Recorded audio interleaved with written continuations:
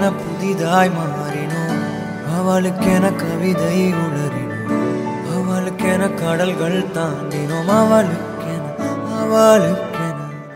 அவளோ இங்கு இல்லை, நானோ அங்கு இல்லை, இருப்பினும் ஏதோ ஒன்று ஆகுது.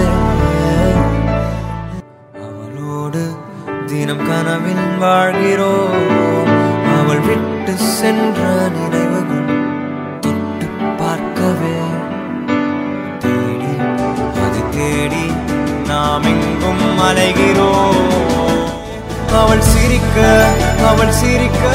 நாம் எதையும் செய்கிறோம், எதையும் இழந்த போதிலும் நாம் தொலைந்த போதிலும் அவள் போதும் என்றேதான் வாழ்கிறோம்.